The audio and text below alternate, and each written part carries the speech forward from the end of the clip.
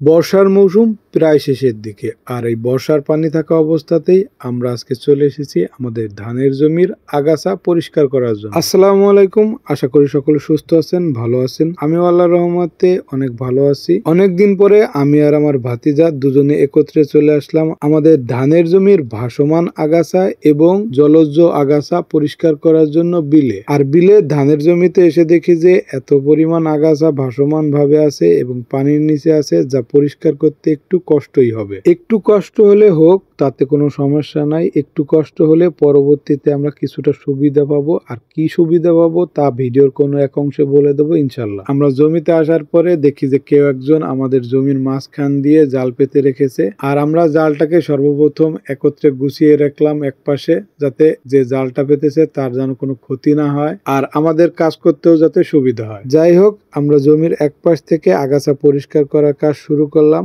আর এক পাশ থেকে কাজ করতে করতে আমাদের এই জমির সম্পূর্ণ আগাছা পরিষ্কার করার চেষ্টা করব। এই যে আগাছাগুলো দেখতেছেন, এগুলো মূলত একটা আর একটার সাথে জড়িয়ে আছে, মানে জট বেঁধে আছে। জট বেঁধে থাকা যে ভাসমান আগাছাগুলো দেখতেছেন, এগুলো মূলত আমরা প্রথমে ফালি দিয়ে নিচ্ছিলাম ছোট ছোট করে। আর ফালি দেওয়ার পরবর্তীতে এর শিকড় বাকড় নিচ থেকে কেটে দিচ্ছিলাম এবং পানির নিচে থাকা আরো যে জলজ উদ্ভিদ ছিল সেগুলোও কেটে দিচ্ছিলাম। আর কেটে দেওয়ার ফলে দেখা যায় যে পানির নিচে থাকা যে শিকড় বাকড় এবং বিভিন্ন ধরনের উদ্ভিদ ছিল সেগুলো সব একত্রে ভেসে উঠছিল। আর ভেসে ওঠার পরে সেই আগাছাগুলো আবার একত্রে ধরে আমরা একটা খাদের মধ্যে নিয়ে যাচ্ছিলাম, মানে খাদে ফেলে দিচ্ছিলাম। আর এই যে খাদ দেখতেছেন, এই খাদগুলো মূলত পরিত্যক্ত অবস্থায় পড়ে থাকে বছরের পর বছর। আর বছরের পর বছর মানুষ মূলত এই খাদগুলোকে ব্যবহার করে আগাছা ফেলানোর জন্য এবং বিভিন্ন ধরনের লতা পাতা ফেলানোর জন্য। যাই হোক, আমাদের ধানের জমির আগাছাগুলোকে আমরা এইভাবে ছোট ছোট করে ফালি দিচ্ছিলাম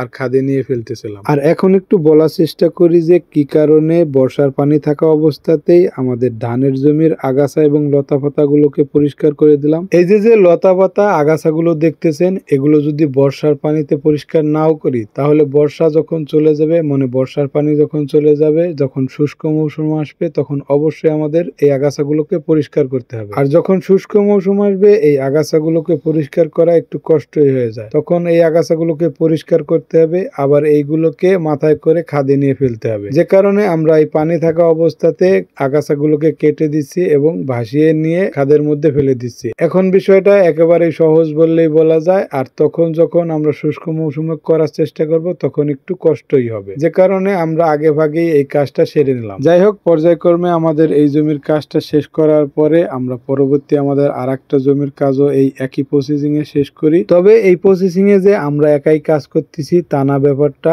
আমাদের মতো অনেকেই করতেছে। সবাই চেষ্টা করতেছে এই কাজগুলো আগে ভাগে সেরে নিতে, কারণ পরবর্তীতে যে ফসলের চাষগুলো শুরু হবে তখন দেখা যায় যে এই কাজগুলো করার মতো সময় হবে না বা সুযোগ হবে না। তাই সবাই চেষ্টা করতেছে যে এই কাজগুলো আগে ভাগে সেরে ফেলতে। যাই হোক, আলহামদুলিল্লাহ আমরা আমাদের কাজগুলো সম্পূর্ণ করতে পারলাম আজকের মতো। আর এখন আমাদের বাড়ি যাওয়ার পালা। আর বাড়ি যাওয়ার পথে আমি কিছু শাপলা তুলে নিচ্ছিলাম এবং আমার ভাতিজাও কিছু শাপলা তুলে নিচ্ছিল। আর এই শাপলাগুলো খেতেও অনেক সুস্বাদু মজাদার। যাই হোক, ভিডিওটা যদি আপনার কাছে ভালো লেগে থাকে, অবশ্যই আপনার বন্ধু বান্ধবের সাথে শেয়ার করে দেবেন। আর এইরকম ভিডিও প্রতিনিয়ত পেতে চাইলে আমাদেরকে সাবস্ক্রাইব করে রাখুন, ফলো দিয়ে রাখুন। সকলে সুস্থ থাকুন, ভালো থাকুন, আপনার চারপাশের মানুষকে ভালো রাখার চেষ্টা করুন। আল্লাহ হাফেজ। আসসালামু আলাইকুম ওয়া রাহমাতুল্লাহি ওয়া বারাকাতুহু।